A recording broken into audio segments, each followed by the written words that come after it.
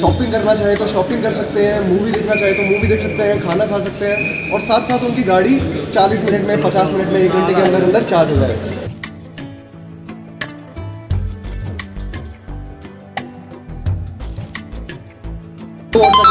एक charger 60 kilowatt का है, ये 120 किलोवाट का चार्जिंग स्टेशन है जहाँ पे आपकी गाड़ी सुपर फास्ट, जितनी फास्टेस्ट कैपेबिलिटी है आज की इंडियन गाड़ियों में, उस स्पीड से चार्ज हो सकती है।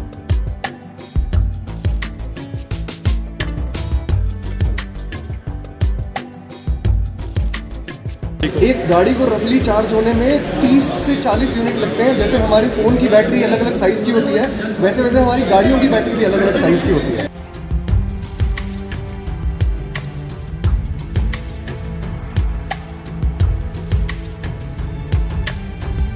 तो हम स्टैटिक ब्रांड से हैं, स्टैटिक कंपनी से हैं यहाँ पे, और इलेक्ट्रिक व्हीकल चार्जिंग स्टेशन लगाने आए हैं।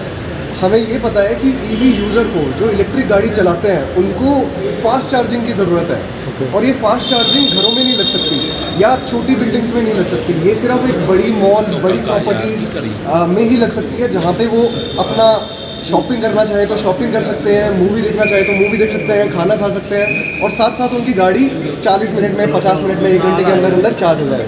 तो हमने जो यहाँ पे चार्जर्स लगाए हैं, 2 चार्जर जो यहाँ पे देख सकते हैं, इनको CCS चार्जर बोलते हैं, जिससे आपकी गाड़ी, ये 60 किलोवाट का चार्जर है, एक चार्जर 60 किलोवाट का है, ये 120 किलोवाट का चार्जिंग स्टेशन है जहाँ पे आपकी गाड़ी सुपर फास्ट, जितनी फास्टेस्ट कैपेबिलिटी है आज की इंडियन गाड़ियों में, उस स्पीड से चार्ज हो सकती है। ये पहला प्रोजेक्ट अमृतसर में, ये हमारा पहला प्रोजेक्ट है अमृतसर में, और हमने चूज़ किया नेक्सस मॉल को ही। नेक्सस मॉल ने हमें अलाउ किया, हमारा ओनर, 1 साल ओनर की हम नेक्सस मॉल के साथ पार्टनर कर पा रहे हैं, क्योंकि ये सबसे फेमस मॉल है। कस्टमर को क्या पे करना पड़ेगा इसके लिए? यहाँ पे कस्टमर को रफली पर यूनिट 17 से 20 रुपए के बीच में पे करना पड़ेगा per unit of electricity. Okay, तो कितने यूनिट लगते हैं एक गाड़ी को? एक गाड़ी को रफली चार्ज होने में 30 से 40 यूनिट लगते हैं। जैसे हमारे फ़ोन की बैटरी अलग अलग साइज़ की होती है, वैसे वैसे हमारी गाड़ियों की बैटरी भी अलग अलग साइज़ की होती है। तो आप अज्यूम कर सकते हैं कि 30 से 45 किलोवाट के बीच की बैटरी होती है। ये बस अल्फा 1 में होगा या और भी जगह होगा? अभी हम शुरुआत करना चाहते हैं अल्फा 1 के साथ या नेक्सस अमृतसर के साथ, और हमारा अल्टीमेट एम तो यही है कि हर नूक और कॉर्नर में इलेक्ट्रिक व्हीकल चार्जिंग स्टेशन पहुँचे, ताकि गाड़ियाँ आराम से चार्ज हो पाएँ, यूज़र्स को टेंशन ना हो कि उसकी रेंज ख़त्म हो रही है या बैटरी की रेंज कम हो रही है, वो रिलाय कर पाए पूरे नेटवर्क पे। यही हमारा अल्टीमेट एम है। पहले देखा जाता था जो पढ़े लिखे लोग होते थे उनको जल्दी समझ आती थी जी। आजकल जो गरीब लोग हैं ना, ऑटो रिक्शा चलाने वाले, उनको समझ आ चुकी है, वो ई रिक्शा की यूजिंग कर रहे हैं। पर जो समझदार लोग हैं वो ई व्हीकल की यूजिंग क्यों नहीं कर रहे? क्या अवेयरनेस की कमी है कि गाड़ियों महंगी है क्या? एक्चुअली मैं ये बोलूँगा कि टू बी ऑनेस्ट, प्राइस एक फैक्टर है जो पे करता है, बट जैसे जैसे लोग ज़्यादा खरीदेंगे, सप्लाई डिमांड है, तो जैसे जैसे जो लोग ज़्यादा खरीदेंगे वैसे वैसे उनके प्राइजेस कम होते रहेंगे। बट जो पिछले 2 साल का आपके नंबर्स रहे हैं, सेमीकंडक्टर की शॉर्टेज रही है अक्रॉस ऑटो इंडस्ट्री। गाड़ियाँ जितनी बनती थी उतनी नहीं बन रही हैं। That is the only reason EV का अपटेक नहीं है। अगर आप बुकिंग्स जाके चेक करोगे तो पीपल रियली वांट ईवीज़।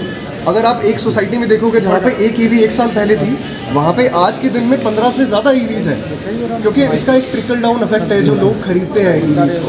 जो इन्होंने बोला उससे मैं ऐड करना चाहूँगा कि लोगों को उनको लगता है कि चार्जिंग हम कहाँ करें, हम गाड़ी तो ले लें लेकिन चार्ज कहाँ करें। तो ये फैसिलिटी इसीलिए है कि ताकि उन लोगों को पता चले कि यहाँ पे चार्जिंग स्टेशन है, so that they can think and make up their mind to buy a vehicle. क्योंकि गाड़ियाँ जो है शहर से बाहर निकालनी पड़ती है, ट्रैवलिंग करनी पड़ती है, तो ईवी की चार्जिंग जो होती है उसमें किलोमीटर की एवरेज कम मिलती है।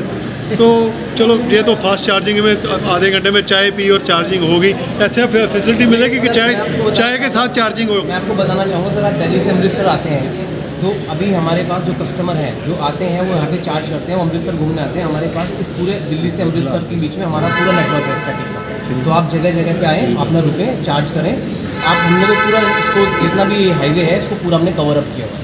सो यहाँ से हम इसी तरह हम लोग नेक्स्ट हाईवेज को कवर अप कर रहे हैं। दिल्ली टू जयपुर हमने कवर कर लिया है, अब दिल्ली टू मुंबई हम कवर करेंगे, इसी तरह दिल्ली टू चेन्नई कवर करेंगे, सो दैट पीपल स्टार्ट करेंगे अपनी journey and they can plan very well out and they can charge anywhere.